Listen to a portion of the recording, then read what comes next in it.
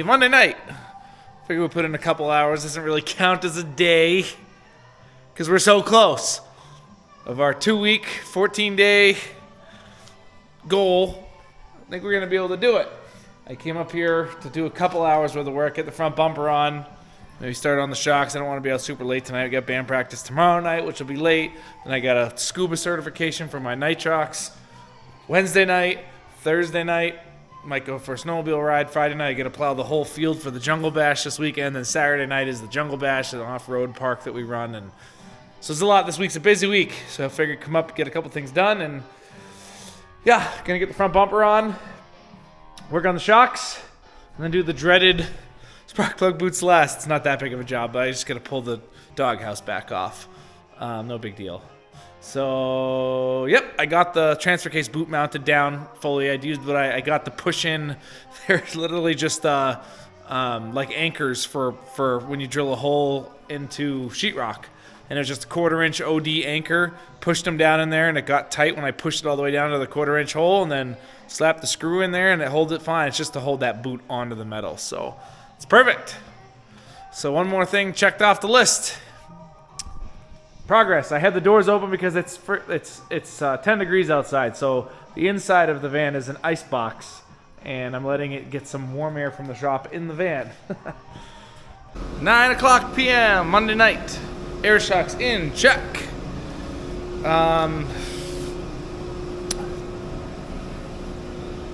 Oh, bumper. Bumper is back on. Now it looks like a van again. Put some air in the front bags. Now it sits basically perfectly level. Pretty awesome. So maybe Thursday night, if I can come back up here, if we don't go for a ride, I can do those spark plug boots and Obi can undercoat the whole thing. Those are really the two last big steps is spark plug boots. I'm dreading, I don't know why I keep ignoring those. They're not that big of a deal, but they're kind of a pain in the butt. Basically what's the problem is with those headers that I put on, I need to put 90s on. Just getting the wires through a 90 sometimes is a freaking pain, but that's not the end of the world as far as this build is gone. It's a pretty simple thing. I also have that patch panel for right there, but I'm not going to get into that right now, I don't think. So we have a gig February 2nd. That one's up in Essex, Vermont. So for us, that's like, I don't know, it's a good hour away, about an hour ride. So I'd like to get some drive time on the van, driving it to work every day just to make sure there's no bugs, make sure the transmission shift's okay, all that stuff works all right, no loose lines, hoses, and the then I'll maybe pull the trailer, leaving a little bit with it, see how that does before the gig. So, yep, progress. We'll see you soon. We are back. It is like 2 weeks later, a week, full week. I don't even know. 2 weeks. Last Sunday, we had to go to a funeral. We skipped it. So we are back. Undercoat, spark plug wires, transmission dipstick. I did buy a new flexible dipstick to try to. I welded the two dipsticks together, and where the one tube was welded together, I think it penetrated a little bit too much, and it makes it a pain in the butt to get the dipstick in, which I shouldn't have it out that often, hopefully, but I know that if I don't change it, I'll be stuck on the side of the road, won't be able to get the dipstick back in, it'll be a pain in the butt, so I'm just going to change that, and then she might be shipping out of here today. We'll see if it makes it home. Everybody's placing bets. We will see and keep you posted. Alrighty, we got the spark plug boots in. We got the new shift knob on it. I put the new transmission dipstick in. That actually worked really well, the 36-inch. I mean, it doesn't reach out all the way to the front of the... It's at the front of the engine, basically, but it doesn't come out nearly to the front of the engine bay like the factory ones, but it'll have to do. Now, we got Obi underneath here now. He's doing the undercoating, so come over here. Oh, yeah. Spark plug boots. It's the last thing on that list. So, once that's done, we'll take it out for a ride. I also got some sweet 4x4 emblems. So, she's officially four-wheel drive now. We'll see how the test drive goes.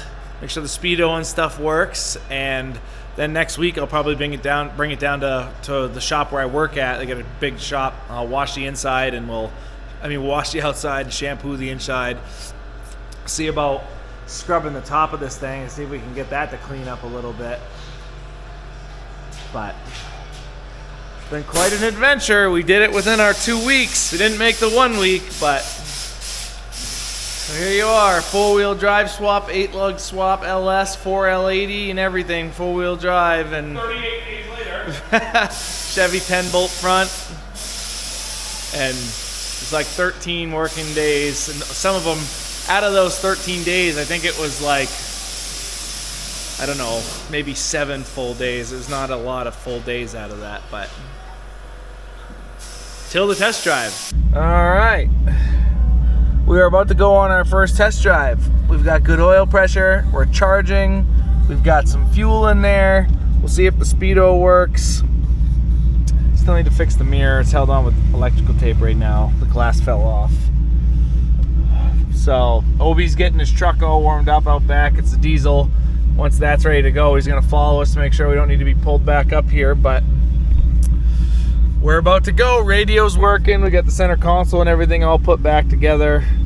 So it still needs some serious cleaning. We got the correct knob. Another shout out to those guys. So that's all done and working awesome. The cable shifter shifts so nicely. So that's sweet, because every other older vehicle I have, like a Dana 300 and a Jeep, shifts awful. Put it neutral, roll the rig back and forth. But we will see. Okay, here we go, our first drive.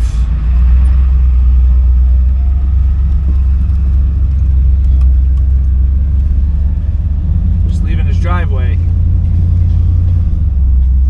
Second. Yeah, we're not under load yet. Let's make sure the brakes work. Okay.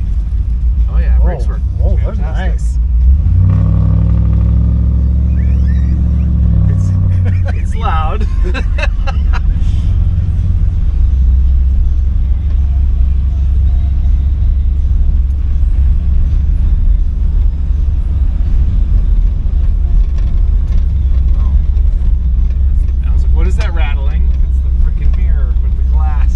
Does it pull when you brake or anything? No.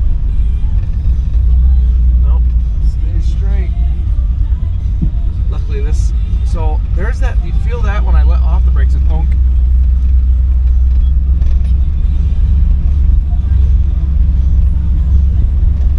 No, it's dead nuts. It's like 1 mile, so we're doing 20 miles an hour right now. The speedo shows like 18. It's not too bad. It's because I told him it was going to be on a 31. And I ended up putting 33s on it.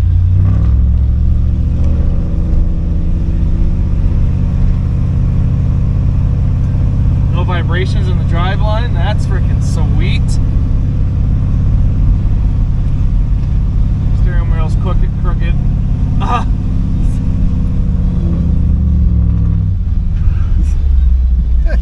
This thing does crackle at a certain RPM. Yeah, it sure does.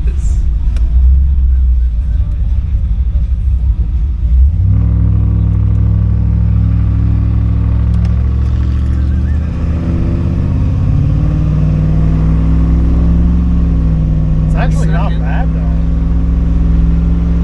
Yeah. It's not great. That's third. That's fourth.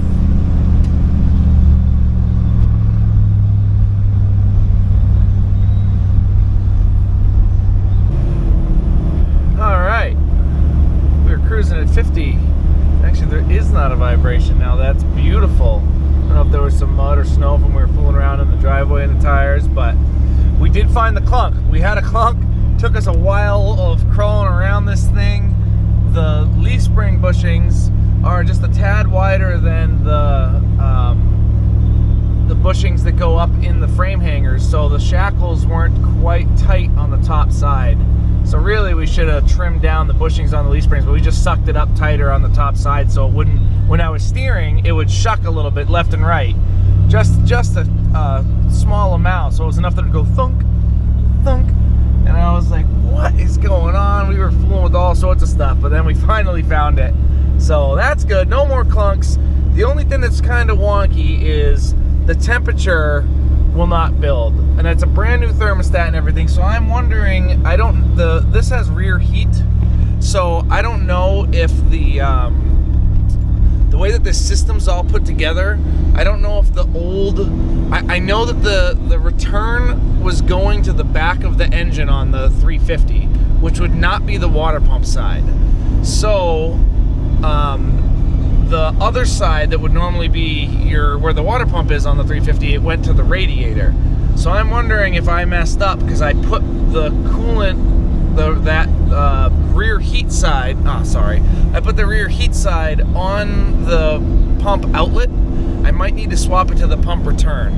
So that might fix that problem.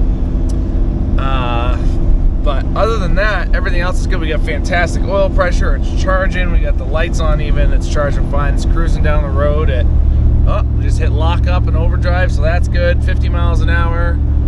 So, all right. I'm not home yet though. The brakes are working fantastic, so that's good. Way better than they ever did. It doesn't pull anymore.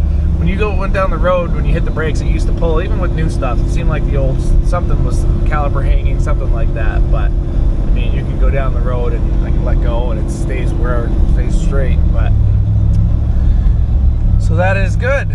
We'll see once we get a trailer on the back. If I pumped up, like I said before, I pumped up the front air shocks, and they're good for 150 psi, so I put like 100 in them to see if it would help with any of the sway, and it's really not too bad. Once we put a trailer on the back, we'll see how it goes, but it'd be nice if the steering box was a little bit tighter. We were fooling around with this on the lift, and all of this slop is in the steering box, but it's a 91 Chevy. What can you expect? So, all right. I would say this is a success. Honestly, of all the different test drives I've ever done of finishing projects, knock on wood, this one's been pretty good. There's not a ton of leaks. There's no big issues or anything like that. So we'll see once I get to the gas station and get out and make sure nothing's pouring underneath it. But it's shifting okay. I'm so stoked that the speedo, everything's working. So that's fantastic. It's like everything's factory. So we're gonna stop down at McCullough's and get some gas and get it home, and I'll see how the first test drive goes. I'll give you guys a summary. Well, we made it to the gas station. No problems yet, no leaks. So that's good.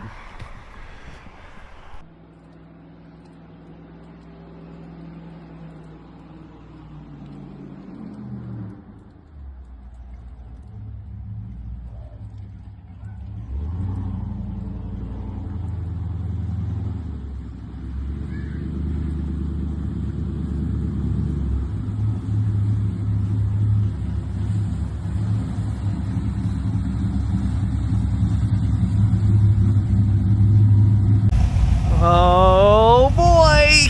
She's back in the spot where this whole project started. Well, almost. It was right here. Now it's over here. She made it home.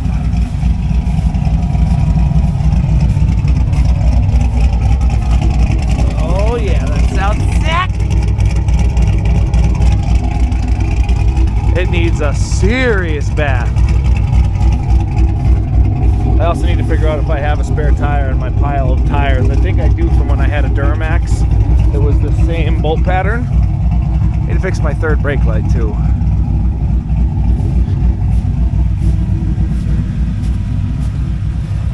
But yeah, no leaks. Crazy. Crazy, not even one leak. That's wild. So, yeah, pretty awesome. The only thing I'm a little skeptical about, transmission definitely has a little lazy shifts. They're there, but they're not, a nice hard shift. So I might look up what it takes for a shift kit in the 4L80 to prolong its life. There was no clutch material in the pan when I took it apart, but it was definitely black. The fluid was caca.